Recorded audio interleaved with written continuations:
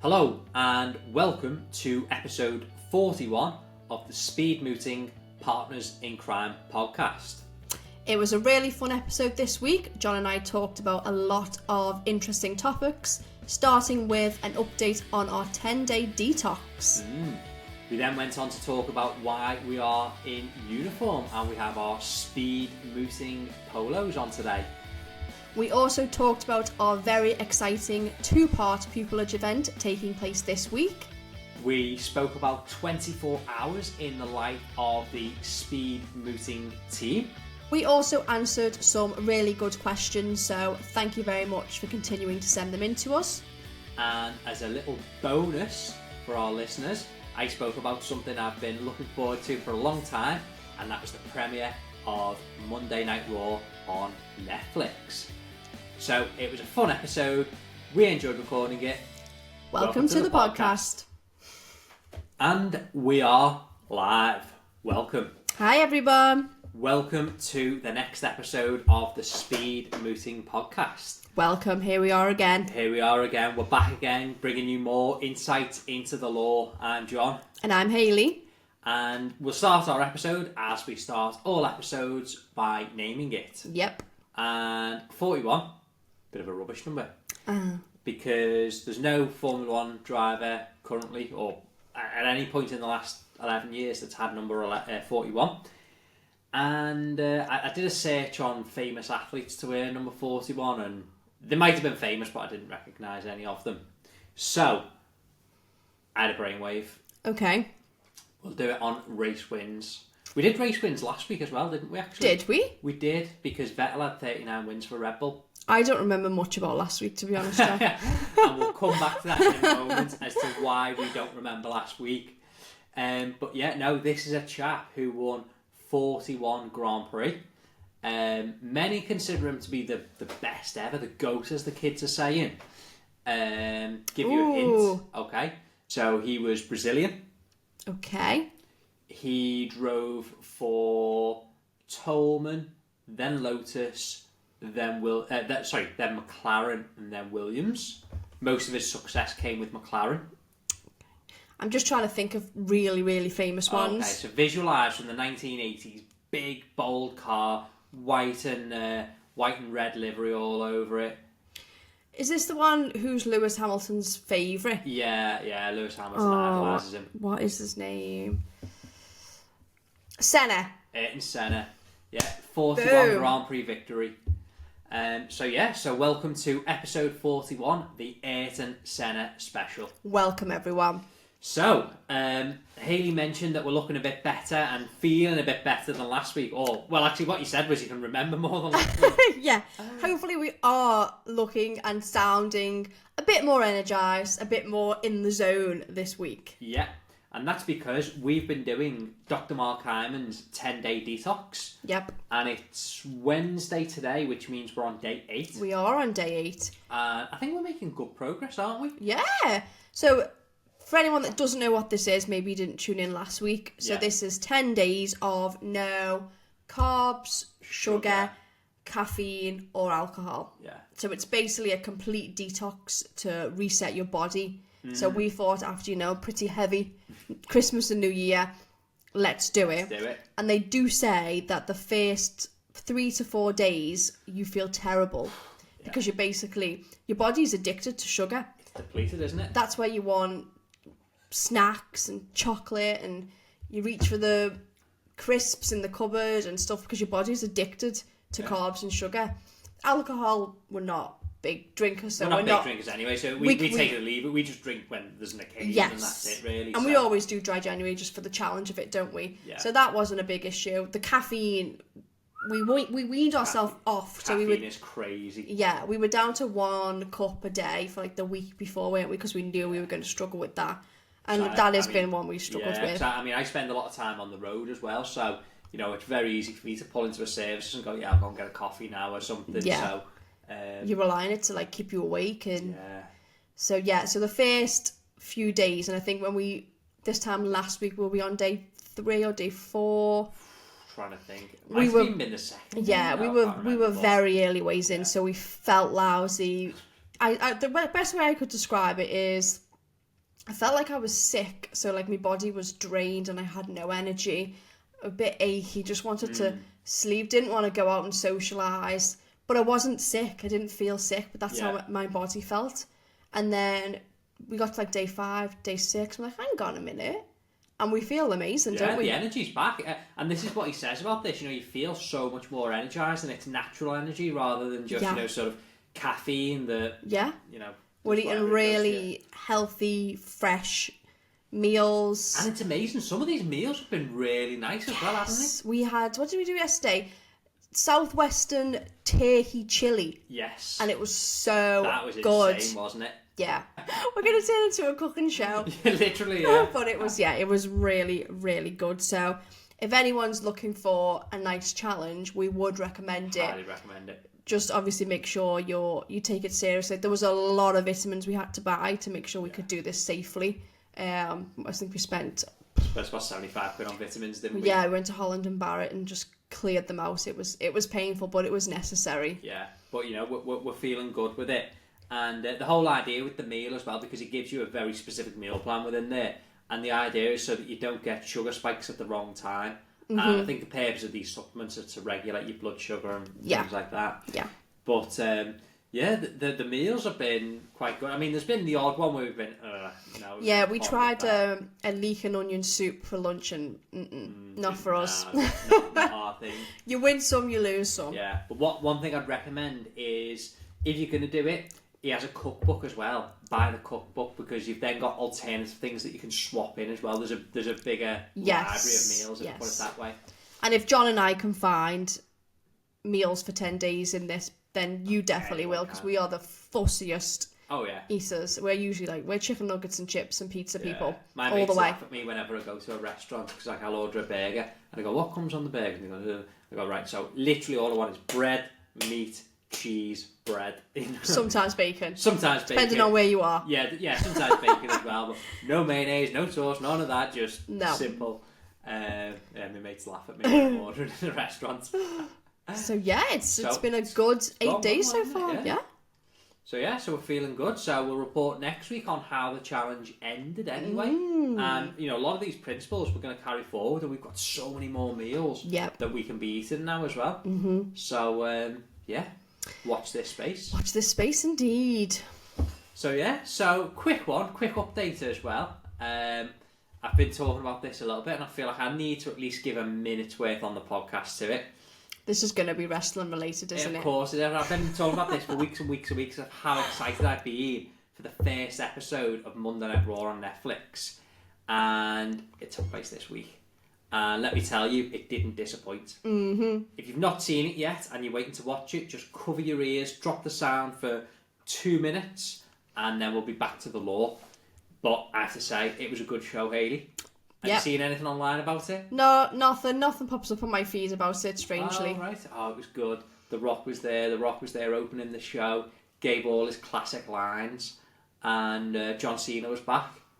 He's going to be in the Royal Rumble. And not only that, he tells us he's going to win the Royal Rumble. Wow. Yeah. Whether he does or doesn't. I mean, to be fair, we couldn't see him. No, you can't see him.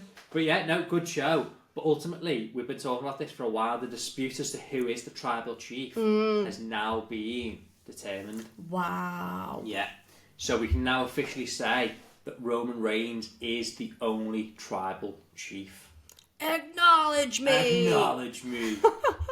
The fact that I know that is so sad. so sad. Here's an interesting one for you then, Hayley. So, do you think you could name 10 wrestlers now? Because I think we said 5 a while ago. Can you now name 10? Oh, I don't know. The Rock. Yeah. Roman Reigns. Yeah. Cody Rhodes. Cody Rhodes. John Cena. Yeah. The Undertaker. Yeah. Triple H. Yeah. Hulk Hogan. Yeah. Where are these names coming from? Where are they coming from? Think about when you went to watch it live. I know. I'm trying to remember who they were. Man. Yeah. I know. I can. The Yeet Man, but I can't think of his name. No, they're 2 different people. Yeet and yeah. Oh. LA Knight. LA Knight. LA Knight. Yeah. Oh, I'm struggling now. Okay, Yeet Man. Oh, you won't get his name. I don't know his name. Who's the... Oh, Pablo Escobar.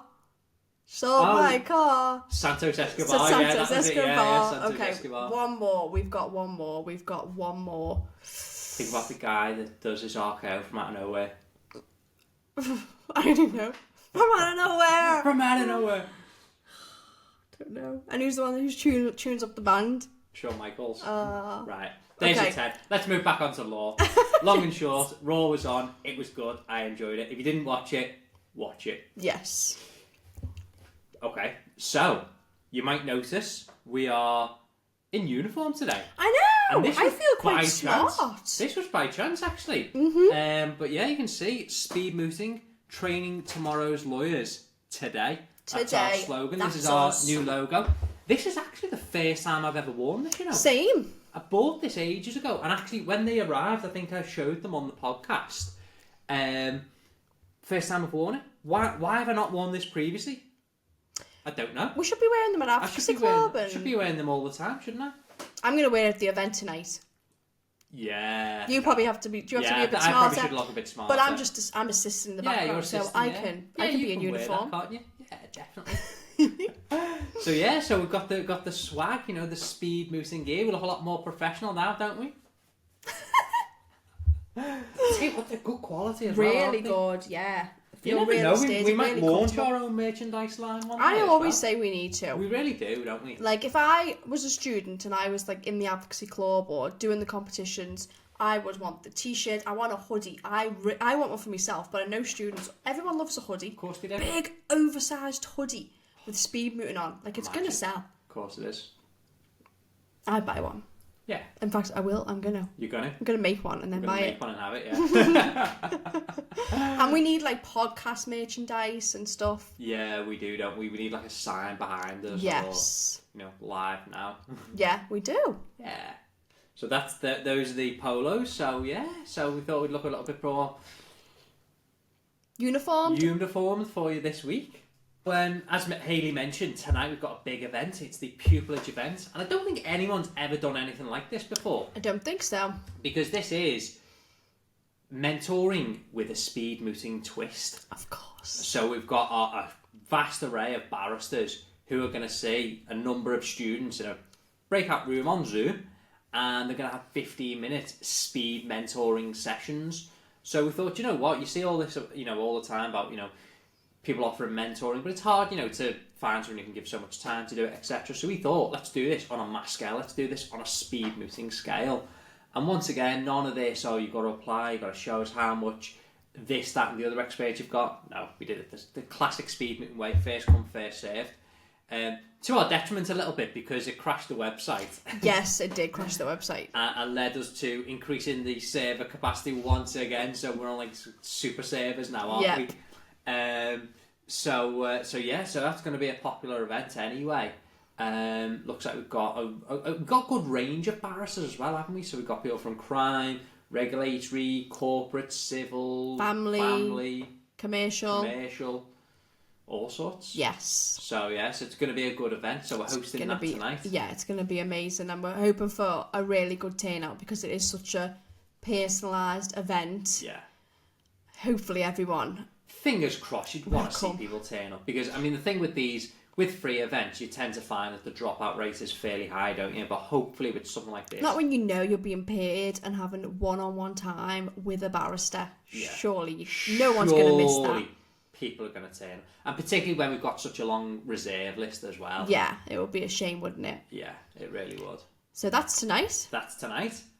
And tomorrow is the second part, which is the Q&A session, which is unlimited, no limit to the spaces there. Mm-hmm. Once again, we've got a really good, broad panel there, answering your questions on pupillage, applications, interviews, life and practice.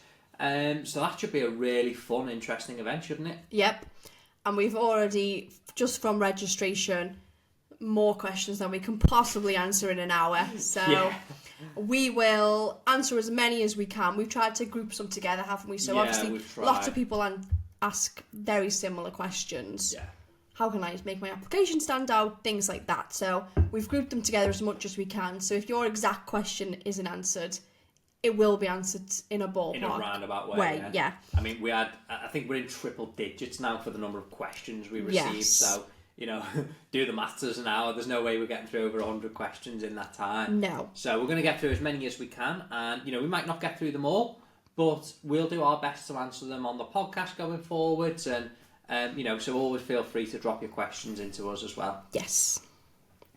Now, obviously we're at home today, and so it's been one of those days where we've been doing a lot of speed mooting work. So we thought we'd talk you through sort of 24 hours of our what life. It's like for the speed mooting team. We made a vlog about spend 24 hours with us. We'll have to do that again one time. We do need to do another one, don't when we? When we've got a bit more time to edit them. Yeah, that's the problem, isn't it? Just time. Yes, yeah, we need more time. We're a very busy couple, aren't we? We are. So, we got up. We're going right from the beginning. Yeah, we got up. We came down. We had our detox shake that we start our morning with. Yeah, which was almond berry. Yeah. Very nice. Very nice. That was the main ingredients in that were blackberries and raspberries. Raspberries, almond butter, flax seeds, lemon, and then our protein. And then protein, yeah. Yeah. Unsweetened protein, so literally the most bland protein you can imagine. But when it's mixed in with fruit. When it's mixed in, you don't taste it, and it's just the additional protein with no rubbish in it whatsoever. I've had it as a shake, and it literally... I mean, I've never eaten sawdust before, but it's what I would imagine sawdust to taste like. And despite this, you've had about 4 of them. Do you know what? It's good to get extra protein in. I can't. I cannot. I could not taste something that bad, no matter how good it was for me. Really? No. Oh well. Just it's an extra few calories, isn't it? I suppose when we eat them, but yeah, not for me. There we are. So we did that. Then had our drinks, took our supplements, and got straight on to work. So we've been dealing with a few emails this morning, haven't we? Backwards and forwards, getting future events set up, if I put it that way. Won't say more than that, but working on some future events. Indeed. You got your brief for tomorrow, so you did prep for that. I did some prep for that. Then we stopped for lunch. Yeah. Which was an epic failure. An epic failure indeed. It was soup that we didn't eat. Yeah. We had a phone call with a potential florist for the wedding, didn't we? We did. It's tricky, the flowers. I won't turn this into a big wedding segment, but we're not big on flowers. They look pretty, but I'm not someone that's... Flowers are flowers, exactly. I'm not someone willing to spend thousands on flowers, but this does look like quite a good company, so they do really nice, realistic looking fake flowers, basically, like silk flowers. So that's probably what we're going to go for, isn't it? If it's not them, something very similar to them, but we did like them. So we stopped for a bit of wedding prep. Yeah, we did. Then here we are recording the podcast. That's where it brings us up to. And once the podcast is finished... Yeah, once the podcast is finished, we've got a few little bits and bobs we need to sort out this afternoon. Yep. And then we'll be onto our evening meal, which is a Chipotle steak type thing. Yeah. Then it'll be a... time for the event. Time for the event. So we'll run an event, and then once that's finished, we're going to drive down south. We've got a nice long 3-hour drive after the event. Yep. And then, because I'm in court tomorrow, got a nice case down there, down south. Down south. And it's 3 hours away, isn't it? So we thought, we've got part 2 of the pupillage event tomorrow, the Q&A. So it was going to be a bit much for John to do 3 hours in the morning, 3 hours in the afternoon, and then run a 3-hour event. Yeah. So we thought, let's break up the drive, and it's a late night tonight, but then it means you're only doing one journey. Yeah, just one journey tomorrow, isn't it? And especially with the ice and snow, you don't want to be doing that drive. That's a fair point. When you're sleepy. Yeah. That's a fair point. Yeah. So we thought, for safety, let's go down tonight, have a sleep, and then it's a short 10-minute drive to court, and then 3 hours back. And then once our event is done tomorrow night, we will relax. We will. Although I'm racing this weekend, so I'll be after the... Oh, I'm going no. No, it's Thursday, though. It's Thursday, yeah. You won't have to get all your stuff ready till Friday. No, it'll be Friday when I get all my racing stuff ready, won't it? Yeah. John's a kart racer, if anyone's listening, going, what's that? So I have to get everything prepped. So I have to get all the race tyres in the car and all the gear and everything. Yeah. Being a barrister and running his own business wasn't enough, so he has to be a kart racer as well. So it should be interesting. It's a race on Sunday and then sort of practice on the Saturday. So it's going to be interesting to see whether Saturday goes ahead, because it looks like it'll be icy, and I don't think we'll be out on track if it's icy. No, not with those tyres. Not with those tyres. Even on the rain tyres, I think, the wet tyres, I don't think we'd manage in the wet. I would be surprised, unless it gets warmer and it really does thaw, and it can thaw between now and Sunday. Never know. Yeah, you never know. So we'll see. We shall see. And if it managed to go ahead, we'll report back next week how you got on. Yeah, I'll let you know how the race went, my first race of 2025. So there you go. That's 24 hours in the life of speed mooting. It is indeed. And you might think that's crazy and that's not typical, but that is very, very typical for us. Yeah. We don't stop. We don't do very things often. by halves, do we? No, we don't. But there we go. I believe we've got a question, Hayley. Yes. Would you like to fire a question at me? So this is a message from a final year law student. Okay. And they have strong aspirations to pursue a career as a barrister. So the first part of the question is, as someone with considerable experience in the field, well done, John. Congratulations to me. I was hoping you might be able to provide me with some guidance as I navigate the next step towards achieving this goal. Okay, well, I mean, we've got lots of videos on this, so I'm not going to spend a great deal of time on this here. So if you go through our YouTube channel, listen to our podcast, there's a lot on there. And also, we've got the pupillage Q&A tomorrow. Yes. So there'll be a good video on that coming out soon. But in general terms, you're in your final year, so do the best you can to get the best possible grades that you can. Number one. And then once again, carry that through to your bar course, try and get the best grades that you can. Obviously, you want to be a barrister, so you need advocacy experience. So do mooting, enter advocacy competitions, and the better, if you couldn't get some success in those competitions, that's something good you can talk about on your application forms. And then lastly, if you're interested in crime, get yourself into the Mags Court and the Crown Court, watch some advocacy, learn what it's all about, find out that you actually like it. And then, as I've said previously, you'll see lawyers in court, you'll see barristers, you'll see solicitors. If they don't look too busy in the sort of concourse, go up, approach them, introduce yourself, have a little chat, find out what's going on, ask them about their cases, and then be cheeky. Is there any way, does your chambers offer many pupillages? Is there any way I can shadow you one day, maybe? Something like that. Who knows where it might lead, So those experiences are always helpful. So in a nutshell, that's my simple advice as to sort of how to get in. Obviously, take that with a pinch of salt, because I took the long route into this profession, so... No, but you know what you're talking about, I know John. what I'm talking about now. And you've trained so many people through Speedmint and the Advocacy Club that are now practicing barristers, so you don't need to take that with the pinch of salt. No. You can take my word. That is very good advice. He's also started to look at deciding which Inn of Court to apply to, so he's asked for some advice on that. Okay. So maybe you can just tell our audience a little bit about what the Inns of Courts are, your experience in choosing one, and what they're for, basically. Mm-hmm. And he's also asked, how soon after joining an Inn of Court would you recommend applying for the bar course? Okay. So the Inns of Court are 4 institutions based down in London, and they are the only institutions with the power and the authority to call people to the bar. So to give people the qualification that they are a barrister. So you've got Gray's Inn, you've got Lincoln's Inn, Middle Temple and Inner Temple, and they're all located very, very close together in central London. They are very historic institutions. They've got buildings that are grounds that are hundreds and hundreds of years old. They look incredible. The way to describe it looks a little bit like Hogwarts, if I put it that way.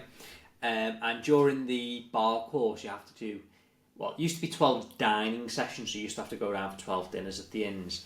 They realised that not everyone lives in London, so now it's 12 qualifying sessions, and you can do some of them on circuit, but you will go to the Inns of Court in London for a few of those sessions.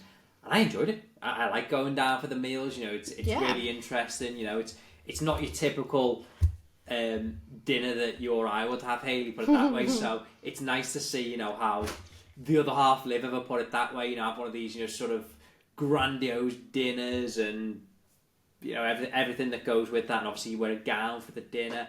You wear a gown for the dinner? Oh, you wear a gown for dinner. Oh, I didn't know that part. Yeah, you wear a gown. When you're a student, you wear a gown for dinner. That's cool. And, you know, sometimes they have them on a Sunday when you can bring guests. You can bring your mum and dad, your girlfriend, boyfriend, whatever. Yeah, we've all been for Sunday lunch. We've been for Sunday lunch there, haven't we? And so, yeah, so the dinners are quite enjoyable.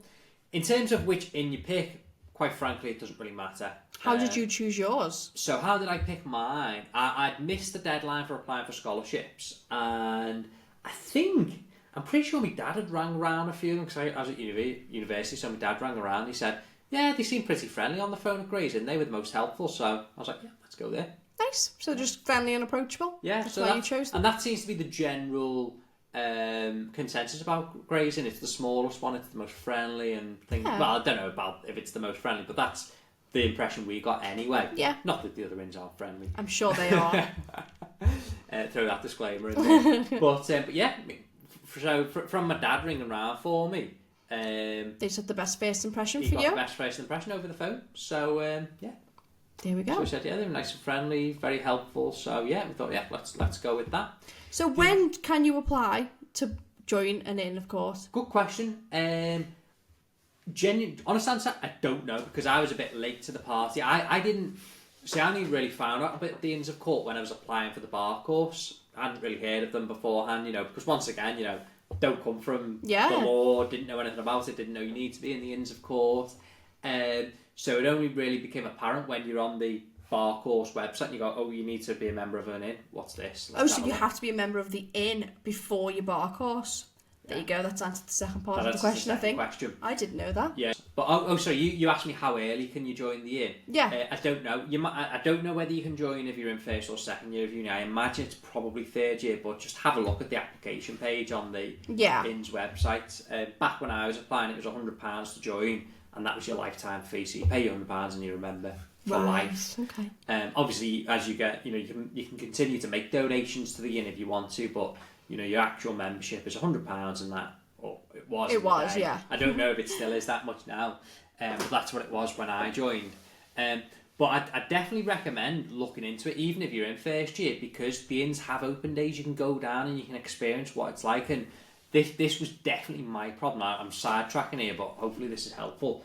One of my problems was I was just kind of focusing on the study and thought, you know, everything else just falls into place later on. But actually, if you're somebody who's going to be quite proactive and start thinking about this early doors, if you can make it down and do a visit to the inn, or if they're putting an event on that you can go to, why not go when you're in first year, second year, even earlier, maybe at A-level? Absolutely, yeah. Because, you know, you're just opening your eyes, you're getting information, and there's no such thing as too much information. So, you know, really go down and try and make those connections and find out what goes on at the inns as early as you can. Yeah. But in simple terms, I think it's third year, and I think that's when you can apply for the scholarship as well. And the other thing is you can apply for your scholarship from an inn before joining the inn. Oh, okay. So what you can do is you can only apply to one inn for a scholarship. Right. And you can apply, and if you're unsuccessful, you go, well, do you know what? I'll go to another inn or what have you. I, once again, because I had no information on this, didn't even know scholarships were a thing, missed the deadlines. So it's crazy, isn't it? Yeah, it's crazy. And scholarships are massive for two reasons. A, it's money, which is important. Yeah. You know, when you're staring down the barrel of a very expensive course. And B, it's the prestige of a scholarship, because every pupillage application says, what scholarship do you have, or what scholarship have you been awarded? And if you can say, I got this, that and the other scholarship, well, it looks good on an application, because that Chambers thinks, well, if the inns think you're good enough to give you money, and you know you've got a fighting chance of getting into this profession, we obviously think you're good enough. That's why they asked the question. So once again, to anyone who's at undergraduate level or not on the bar course yet, look at the scholarships and make very, very good applications, because it really scores you good points having a scholarship. Yeah. That was actually perfect, because they did go on to talk about scholarships. Oh, okay. Yeah, so basically just saying they've done lots of their own research and knowledge, so they know about it, but they were looking for someone who's got direct experience. Okay. So I think you've pretty much just answered that. John didn't get any scholarships, but what he knows about them, they are very important. So if you can get them, definitely try your best. Yeah, exactly. Yeah, go for it. I paid mine You were I paid mine off, self-funded. Yeah, self-funded. So yeah, self-funded, and it's crazy because there was only like 2 banks at the time that offered loans for it, and so you took out the loan, and then 1 month after finishing the bar course, you had to stop paying it back. So that's why I straight away was like, need a job right away. Didn't matter what it was, got a job. And I think we've mentioned this before, haven't we? First job, 12 grand. I was like, oh my word, Yeah. that's an insane amount of money. I can't believe someone's paying me £1,000 a month. It's just sort of get straight on, paying the bar course and all the rest of it. And that was kind of my main focus, just getting that paid off. Yeah. And after I did, nice little thing, I got a letter in the post saying that apparently, for whatever reason, the bank weren't allowed to charge interest on this thing. I think there was something in the terms and conditions or something. So I got a nice little check in the post for all the interest back that I paid. Nice. I was like, yes. If you would have paid it off for years and years and years, you would have had even more money back. I would have done. But then it would But have it would been have money been that money you've I just paid out anyway. Yeah, so it just didn't make sense. Yeah, Yeah. I was just so focused on just earning money just to pay it because I just didn't want the idea of having that with me. So I just wanted it gone ASAP. Wow. Yeah. I think I've still got student loans. Well, I have. Yeah. No, I just wanted to get shut of them. Yeah. It's because it's ridiculous. Like, and you know, I've had really well paid jobs. Like, worked in really good firms and earned a very decent living, and still only paid a minuscule amount of it back. Like, it's terrible the amount of like interest they take and how much like capital off the loan they actually pay. Oh really? It's Yeah. such a way, yeah. It's really bad. And mine is the much better one as well. Oh, There's a couple of different schemes, Oh, which wow. is like they get worse and worse. So, and that's even someone like having a really good career still, unless you like do what you do, John. Okay, this is how much is owed. I'm going to put this amount away myself and then just pay it all off. If you just let it come out your wages the way it does, like your national insurance and your tax. It's hard to get you. When did I finish? When did I finish my degree? A year after you? Probably, yeah. It No, was 2 years after you. 2 years after you. Oh yeah. So when was that? 2013. So yeah, 2013. So over 10 years later, and it's still not paid off. Not even close. Wow. Boo to. But I suppose you had to lend me the money, or I couldn't have went to university. Well, that's it. Swings and roundabouts, isn't it? Thank you, but boo.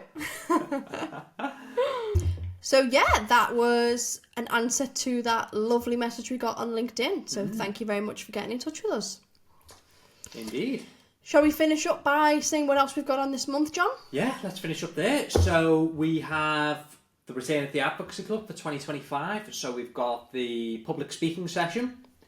We've got the speed mooting session. Very important for those entering the national speed mooting competition. And anything else? Not in January, I don't think. No. But watch this space. We're not doing anything else in January, John. No. What are you saying? Watch this space? We might do something else. No. We can't do anything else this month. No. We've got nothing more coming in January. No. But I just mean watch this space for more things coming in the future. Definitely. And if you want to be amongst the first people notified when something new does come up, then you need to be on our mailing list. Join the mailing list, speedmooting.com/contact. So, I think that brings us to the end, doesn't it? I think so. We've got a few errands to run, a bit more work to do, and then we've got to run an event for you all, so we better get going. So, we've enjoyed recording it. Certainly have. Well, I didn't ask you actually, did you enjoy recording it, Hayley? Oh, yes, John. Yeah, I enjoyed recording it too. Hope you've enjoyed listening. If you're still listening at this stage, drop us a comment. Like Monday Night Raw. Let's go for it. Monday night. Hang on. No, better one than that. Go on. John Cena was there. You can't see me.